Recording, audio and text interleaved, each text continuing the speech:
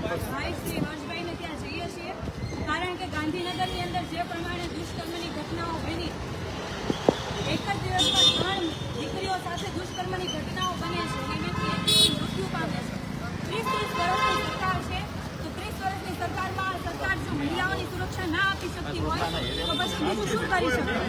અમે માત્ર ને માત્ર હર્ષભાઈને પૂછવા જઈએ છીએ કે તમે શું એક્શન પ્લાન બનાવ્યો છે, અને એક્શન પ્લાન અમે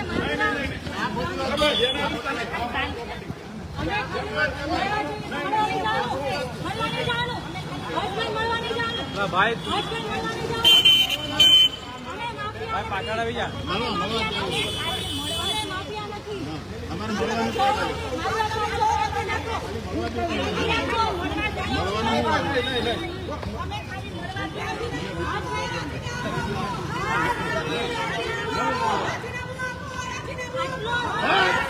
રાજીનામું આપો. નહીં અરે ભાઈ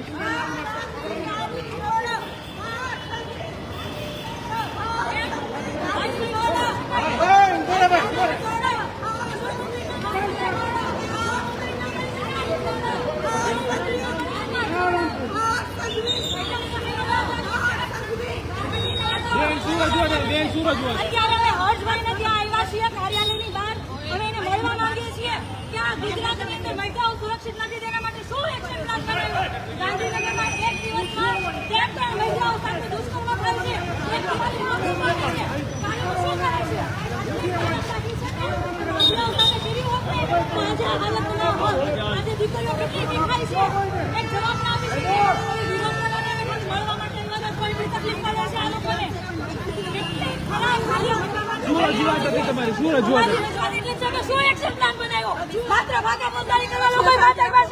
ગૃહમંત્રીની જવાબદારી બને મહિલાઓની સુરક્ષા કરવી.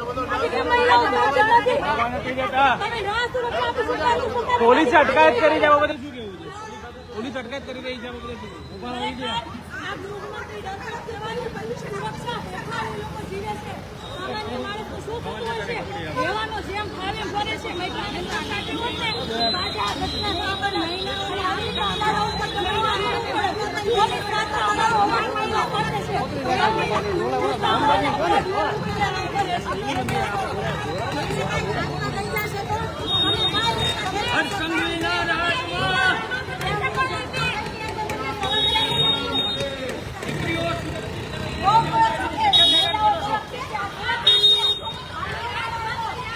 ભાજપના રાજમાં દીકરીઓ સુરક્ષિત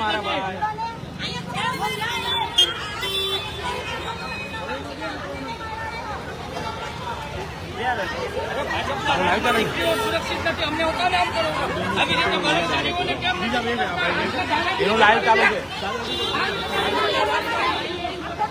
અરે એસીપી સાહેબ આવે તો હું છે એસીપી સાહેબ કે તને બળાત્કારની ઘટનાઓ રોકે.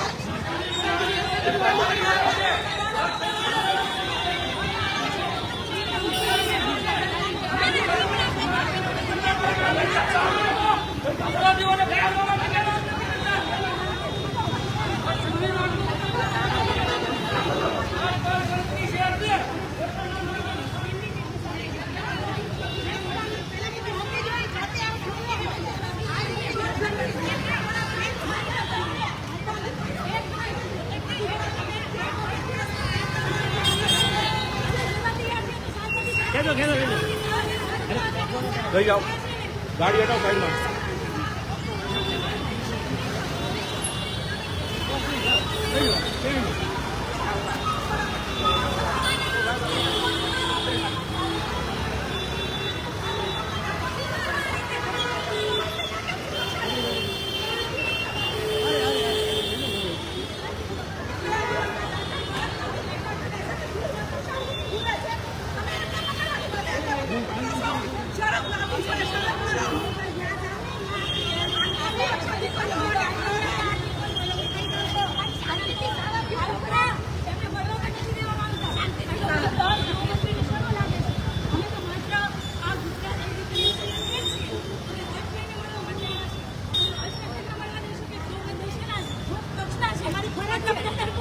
तो बेसाड़ दो भाई.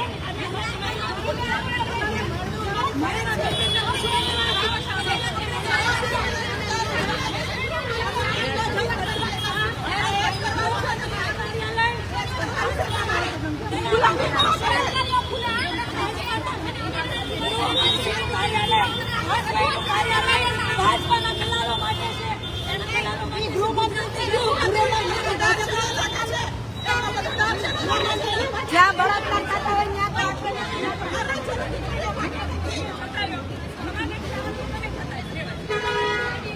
વચ્ચેની ફટાફટ. હા, એક જ આવી.